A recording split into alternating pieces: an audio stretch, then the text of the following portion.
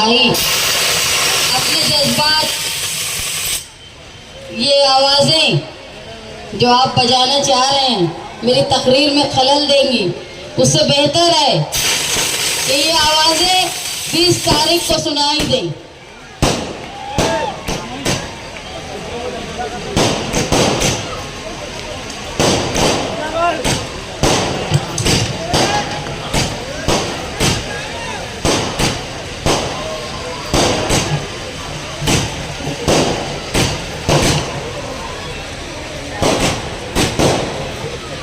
यहाँ स्टेज पे बैठे हुए जिम्मेदारान जनाब सदर साहब और आप तमाम साथियों, आज का ये जलसा बिलखुसूस 12 नवंबर पे हुए जुल्म के खिलाफ एक एहतजाजी जलसा मुनक्किद किया गया। ये एहतजाज मुसलसल दर्ज करवाने की वजह यह है कि हमको इस बात का एहसास रहे कि जहां हमारे हुजूर की शान में गुस्ताखी हुई और मालेगांव शहर ने अपना एहतजाज दर्ज करवाकर हमारा जमहूरी मजहबी हक अदा किया, वहीं बेगुनाह 60 से ज्यादा लोग जेल में कुर्बानियां दी।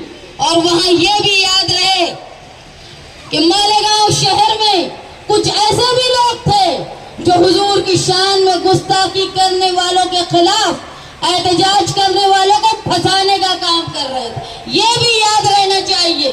जिनके बड़े बड़े खानदान हैं, हर जगह वो पहुंचे रहते हैं। कहीं मैयत हो जाए तो पहुंच जाए, कहीं कुछ खुशखबरी की बात हो तो वहां पहुंच जाए। जहां गर्दी जमा हो, भीड़ जमा हो, वहां ये पहुंच जाते हैं। लेकिन हुजूर की शान में गुस्ताखी करने वालों के खिलाफ ये नहीं पहुंचे, ये तुम याद रखो। और जो पहुंचे हैं उनकी कुर्बानी की कद्र करो। लोग बोलते हैं हमारा बहुत बड़ा खानदान है, मेरे 7 भाई 70 भतीजे हैं, हमारे पास बड़ी बड़ी बंदूकें हैं।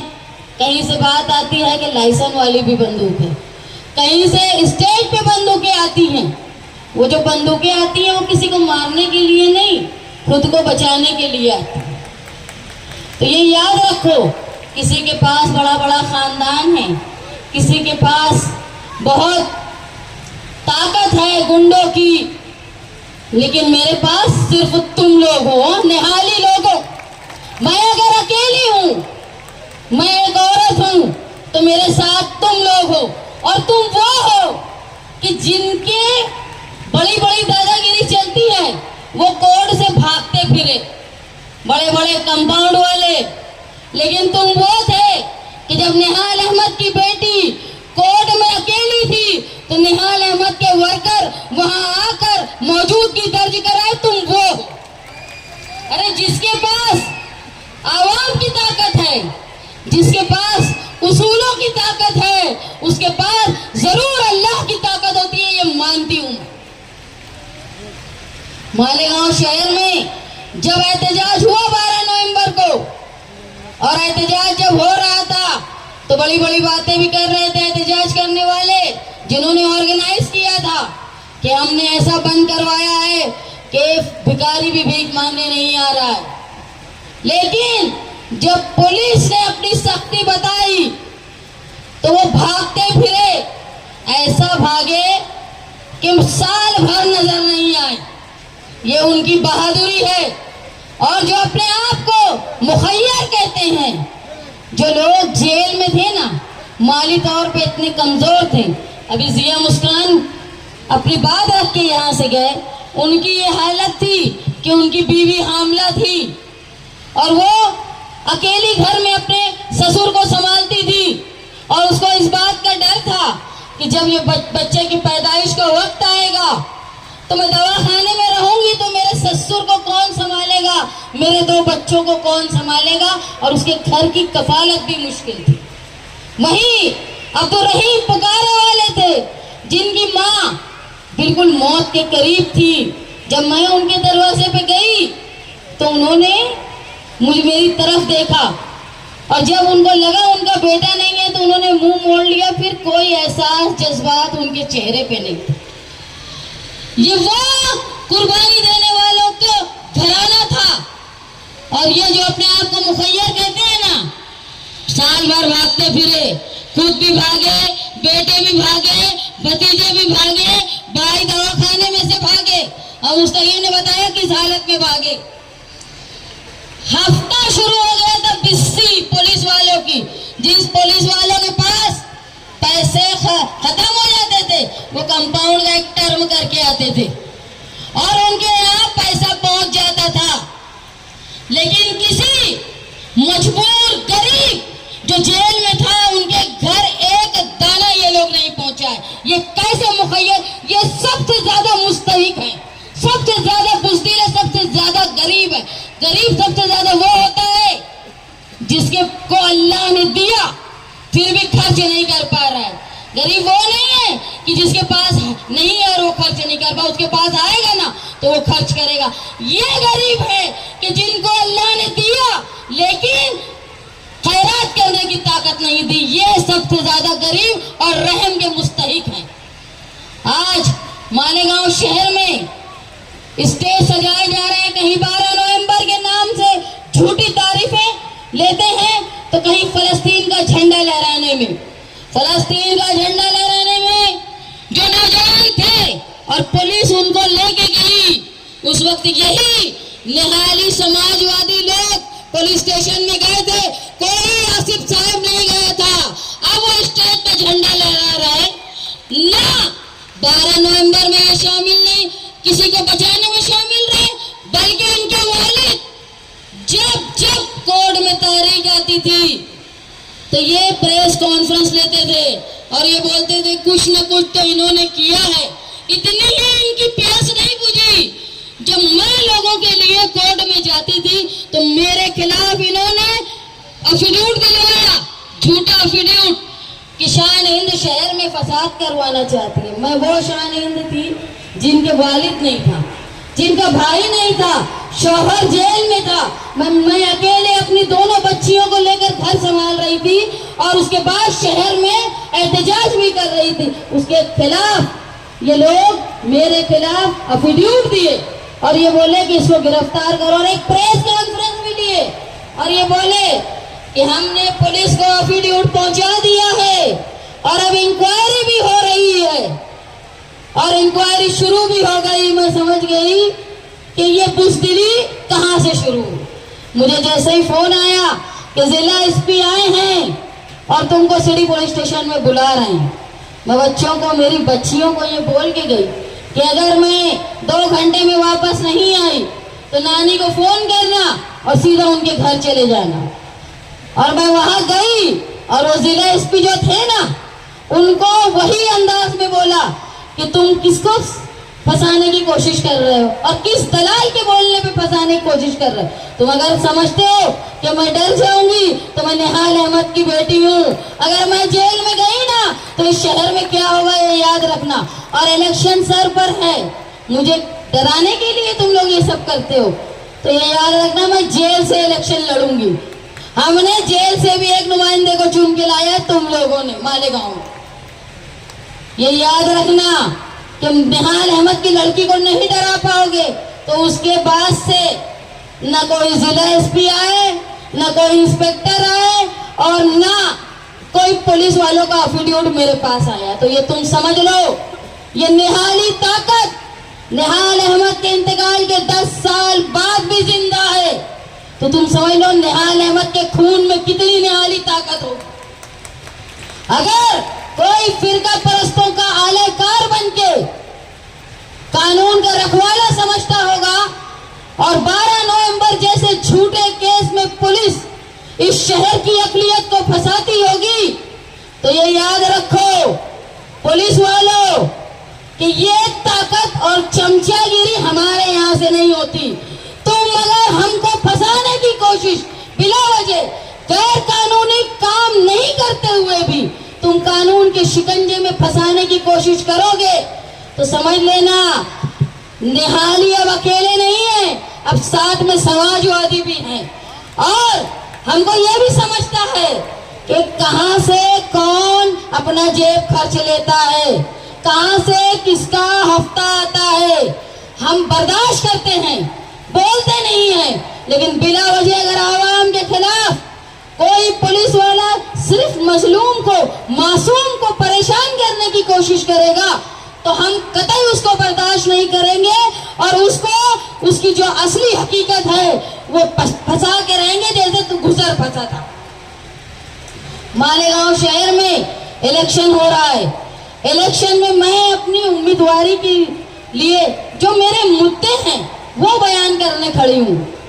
मौलाना मुहिबुल्लाह नदवी साहब यहाँ आए हैं, वो पार्लियामेंट का इलेक्शन लड़े। उनको मालूम है कि जब इलेक्शन में हुकूमत, जो आज बीजेपी की हुकूमत है, वो पहले भी थी, उनके पास कोई मुद्दे नहीं थे, तो सिर्फ वो धर्म की बात करती थी। क्योंकि उनके पास ये नहीं बोल सकते थे वो कि हमने रोजगार कितना दिया, हम महंगाई रोक नहीं पाए, हम मईशत का डब्बा गोल कर दिए, तो वो सिर्फ मजहब की बात करती थी। वैसे ही मालेगांव शहर में इलेक्शन हो रहा है, मुद्दे की बात नहीं की जाती। इधर से हरा झंडा, उधर से हरा झंडा, इधर से बंदूक, उधर से तलवार। अरे तुम ये बताओ कि तुम 10 साल एमएलए रहे, दूसरे ये बताएं कि वो 15 साल एमएलए थे, वालिद वालदा मालेगांव शहर की मेयर थी, तुमने मालेगांव शहर के डेवलपमेंट के लिए क्या किया? आज तुम विजन की बात करते हो, भले ही विजन की स्पेलिंग में नहीं आती हो आसिफ शेख को कि विजन कैसे लिखते हैं, लेकिन वो बोलते हैं हम एक विजन के साथ इलेक्शन में खड़े। मैं एक विजन के साथ इलेक्शन में खड़ी हूँ। मैं आप लोगों के सामने इस बात को रखने के लिए खड़ी हूँ कि मालेगांव शहर के जो 70% आबादी का हिस्सा है, जो 70% टैक्स भरता है, लेकिन सिर्फ फिरका परस्ती के नाम पे हमको हमारे डेवलपमेंट को रोक दिया जाता है, उसको मैं दोबारा बहाल करूंगी।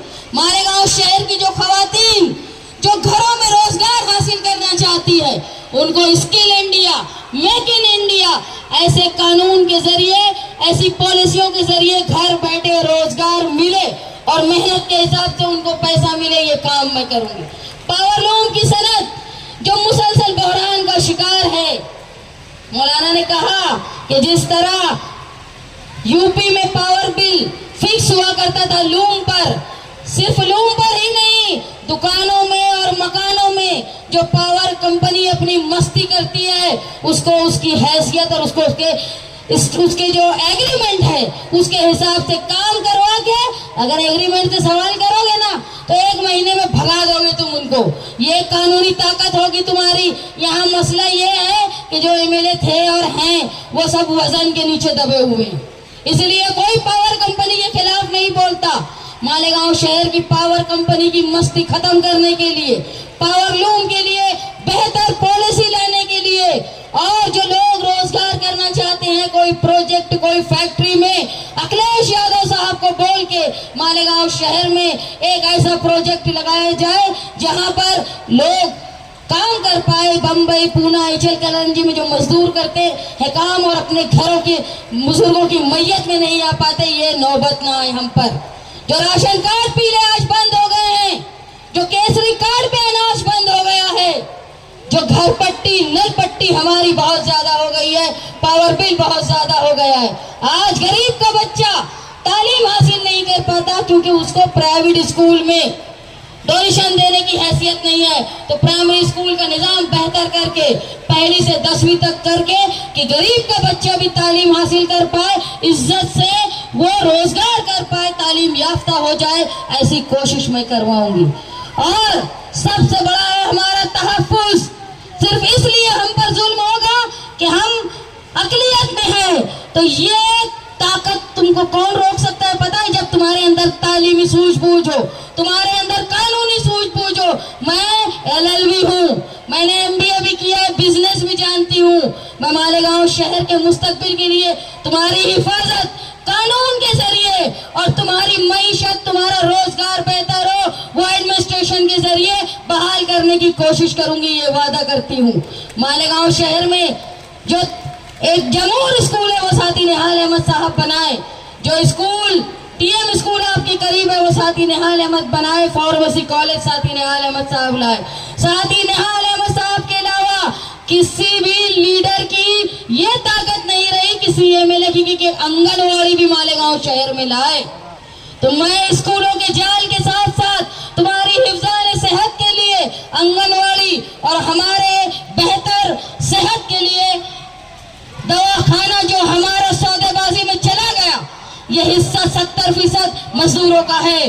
हमारा हक है कि हमारी हिफ्ज़ान सेहत अच्छी हो, इसके लिए बेहतर हॉस्पिटल, ताकि हमारी माओ बहनों बुजुर्गों को धूलिया या नासिक इलाज के लिए न जाना पड़े। ये मैं आपसे वादा करती हूँ।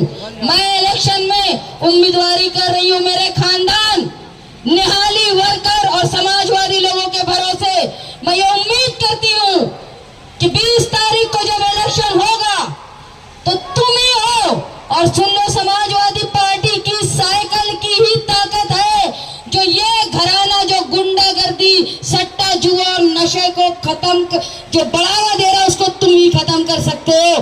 बाकी किसी में ताकत नहीं है खत्म करने की। अगर इस घराने को हराना है, मालेगांव शहर का तहफ्फुज़ और जो नस्लें नशे में मुलव्विस है उसको बचाना है, तो समाजवादी पार्टी के साइकिल निशान पर वोट दो। मैं एक बेटी, एक माँ, एक बहन तुम्हारे सामने खड़े होकर ये दरख्वास्त करती हूँ कि मैं इतनी हिम्मत कर रही हूँ आपके हौसले पर, आप लोगों के भरोसे पर, और आप जो मुझसे भरोसा करेंगे मैं ये निहाली भरोसा इंशाअल्लाह कायम रखूंगी। आखिरी बात मैं मौलाना मुहिबुल्लाह साहब से कहना चाहती हूँ कि ये शहर मस्जिदों का और मदरसों का, मीनारों का है। अल्लाह ने आपको उस जेपीसी कमेटी में रहने का मौका दिया है जो अल्लाह की ज़मीन पर शरपसंदों की नज़र है। ये इलाका वो है जहाँ बहुत बड़ी ज़मीनें हैं जो वक्फ की हैं, अल्लाह के नाम पे दी हुई हैं।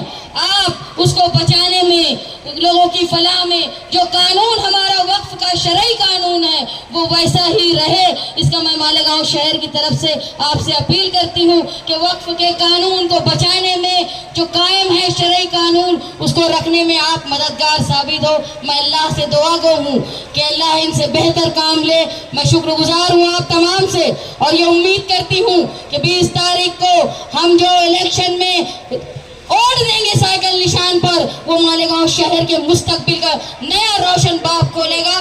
और 23 तारीख को इंशाअल्लाह हम रहनुमाई करेंगे, लोगों का दिल जीतेंगे, ये उम्मीद है मुझे। बहुत बहुत शुक्रिया।